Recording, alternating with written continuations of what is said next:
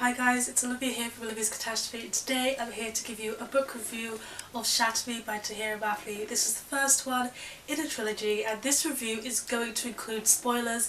I did a poll on my Instagram, you should definitely check out my Instagram link below in the description box, and I asked people if they would rather that I did a spoiler review or a spoiler free review because I've just had so many thoughts on this book. I have a total love-hate relationship with this book and they voted for a spoiler full review. But down below I'm going to leave a link to my blog post which should have a spoiler free review.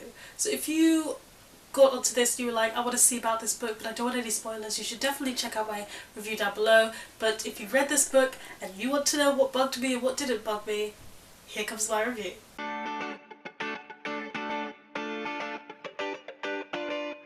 Okay, so as you probably know if you're watching this review, this book follows Juliet, who is a main character. If she touches you, then you feel excruciating pain and she sucks the life out of you. She's trapped in this asylum kind of place, she doesn't really know where she is. She's all alone until they put this guy called Adam in her cell, but the thing is that she and Adam have history, but he seems to not remember it. Now, I'm just not even going to go in like a coherent order of what I liked and didn't like about this book. I'm just going to flat out start with what I didn't like. Instant love. Instant love. They do have a history, but this history that they have, it seems like they were kids when they had this history, and then so that doesn't really equate to love for me, or like something to grow on love, because basically after their separation she kind of doesn't think about him, but he thinks about her all the time, so it seems a bit obsessive. And then, you know, he finds her, they fall in love like this. Like, I know that the book says they go for a couple of weeks, but they're pretty much saying I love you really quickly, and I just found that too much insta-lovey for me. She kind of sees him and maybe he's the first person she's been in contact with for a while, but she's just total Google eyes, like straight from the start, and I just couldn't stand that instant love side of things. Okay, let's move on to something I really did like, and that was the writing style. Tahereh Mafi, she knows how to write beautifully. Like, the descriptions of some things were absolutely beautiful, and the like crossing out of words style that she includes in this book was just something unique to this book, and I actually really liked it because it was kind of showing Juliet's hidden thoughts while also, you know, keeping the story going, and the beautiful descriptions just touched my poetry-loving heart. So I really have to say I did enjoy the writing style. Towards the end, well, she kind of lessens the intensity of her writing style choice throughout this book, because after the beginning, after a while I was a bit like, oh, this is a bit repetitive, a bit annoying that this writing style keeps coming up, but then she kind of lessened it and smoothed it into the rest of the story as the narration and action kind of picks up. So I have to give her credit for knowing when to write beautifully and when to just tell the story, and then like how to weave in writing beautifully around telling the story. She does a good job at that. Something that annoyed me was in the beginning of this book, Juliet, she just can't seem to speak. I know she hasn't spoken for a very long time, but she just stutters so much, and I was just like, girl, spit out what you want to say, just say it, man. And I mean, I know it's realistic, but I was just so tired of this whole stuttering situation. Also, what bothered me a lot was that Juliet has just got so many people hitting on her. There's just like no main character who is around her age who looks at her and doesn't, you know, isn't instantly attracted to her. Now, I don't know if it's part of her power or whatever. For all I know, it jolly well could be, because we have had no explanations so far. But it just seems like it was relentless, the amount of male characters that just fell for her immediately, or was like, oh, she's crazy, she's such a crazy girl, but she's such a hot crazy girl, if you know what I mean. And I was just like, come on, there has to be one character who's around her age who's not going to be like, oh, she's so pretty and she's so attractive. And on top of that, the fact is that if she touches them, they're going to be in excruciating pain.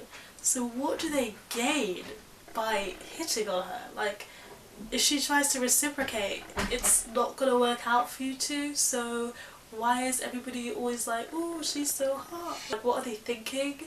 So when Warner's all about, you know, oh, I love her, I hope he realises that they, at the beginning at least, that they can't have a usual relationship, so why is he so caught up with the idea of her falling in love with him? Like, it just makes no logical sense in my mind.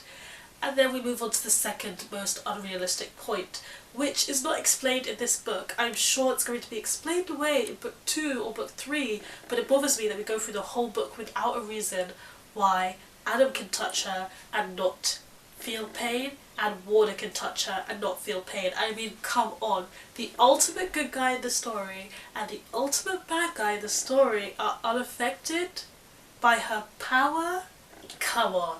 Like, I just couldn't handle how much of a coincidence that was. I was like, really? Really? I know it's going to be explained away, and we're going to have a plausible explanation, and I'm going to seem really dumb for going through this review and being like, that was a point of contentment for me, but the whole book, you still don't have an explanation. Like, as long as the explanation was at the end of the first book, maybe I could dig it on the down low, but it's not, and so I'm a little bit annoyed. And then we move on to some other points that just really bothered me about this book. I know I'm just hating on it, but don't worry, I'll get to the good stuff later. The fact that there were no cameras in the bathroom. I've read other, novels where there's someone who's captive or someone who has to be enclosed because they're so powerful. And I know this is young adults, so the idea of there being no cameras in the bathroom, it's so sweet and it's so cute, but if there's anything I've learned from reading another series about spies and agencies and prisons and all that, it's unrealistic. Nobody cares about privacy when you are that powerful or that dangerous. There would be cameras in the bathroom. There's no question about it. There would be cameras in the bathroom. I mean, as disgusting as that is, I don't necessarily feel like it was realistic that there were no cameras in the bathroom. And then it was doubly unrealistic that Warner disabled the cameras while suspicious of Adam. What type of villain is he? What type of bad character is he? Nobody would do that. Nobody would make that deal whatsoever. So basically, I just thought that whole camera situation was utterly unrealistic. And then moving on, the whole thing where Juliet is carrying around the notebook, a piece of evidence with her everywhere she goes. That is the dumbest thing ever. Why would you do that? Why would you implicate yourself that way? If you're going to meet the enemy, you don't bring evidence that you're disobeying them with you everywhere you go. Even if it's in a pocket. A pocket can be checked. Like, if I was her, I would have hidden it in the bathroom somewhere, because whoop-de-doo, there's no cameras in there, there's no danger. She's going to go back there all the time, she can check it's there, she can do whatever she wants with it. You don't have to hold on to it to feel safe. That's just dumb and endangering yourself. One last bad thing before I get onto the good thing. When Adam gets captured the second time, they leave him in this room that is totally impossible to break into. Yes, it's totally impossible to break into, but Warner knows that Juliet can break through walls regardless of the material.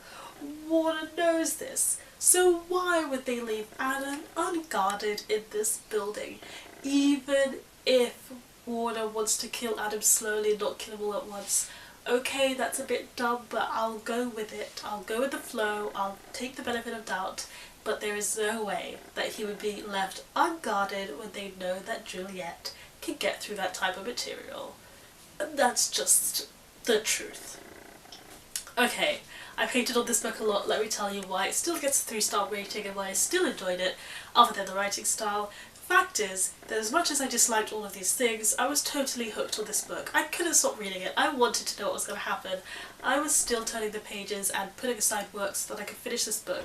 So if a book has an addictive quality like that, you can tell it's well written, you can tell the pacing is done right, and you can tell that, of course, you're a reader and you're reading the book. It means you're enjoying it to some extent, even if those feelings are buried deep within you under a layer of dislike. Secondly, I really loved Kenji's character. He comes in a bit later, but I just thought he was funny, he was entertaining, and he was adorable, and he was just someone who was kind of no nonsense when, after all this, backhanded, spy, underground, keeping emotions buried, Adam and Warner stuff was going on. Kenji was just someone who was blunt and straightforward and just did what needed to be done. At the end of the day, I found all his actions made sense and were reliable, so basically Kenji was my favourite character, and I'd much rather ship Kenji and Juliet at this moment rather than Adam and Warner. Don't tell me that Kenji gets affected by Juliet's powers so I can't ship them. Clearly, that doesn't matter because Kenji fancies her anyway. And even though I had to finish the whole book to get to this point, by the end of the book I could see why the author made choices that she made. She wanted us to feel just as isolated and confused as Juliet was feeling throughout the whole of the novel. She wanted us to feel alone, she wanted us to feel like there was no escape and no bigger hope, because towards the end Juliet has this whole community of people like her, and although she had no answers until now, and we as readers also had no answers until now, there's a promise that we're going to get some answers, we're going to get a goal that she has to work towards, and it's not just going to be this hopeless pit of despair where you know nothing, you don't trust anyone, and there's no end goal other than escape. So even though all of those things totally frustrated me to some extent, I can see why the author did it, because we were in the same boat as Juliet as we went along with her journey to get to the end. So I gave this book a 3-star rating on Goodreads, and that's just because there were so many elements to it that I thought were not plausible, did not make sense, were not realistic, and would not have happened. But at the same time, I did to some extent enjoy reading this one and still want to know what will happen in the sequel. So I will be reading Ignite Me at some point soon, I think. Those were my spoiler-filled thoughts on Shatter. Please let me know in the comments section below if you have read this book and what you thought, if you think the points I make are valid, or if you disagree with me. I would love to discuss with you, so let me know your thoughts on the book down below. Please give this video a thumbs up if you enjoyed it, hit the subscribe button if you want to see more, and hit that notification bell just to be sure you don't miss one of my videos in the future. If you want to add this book to your Goodreads or buy it on the Book Depository or Amazon, as always I'll have all links in the description box below, and I'll see you next time with another video. Goodbye!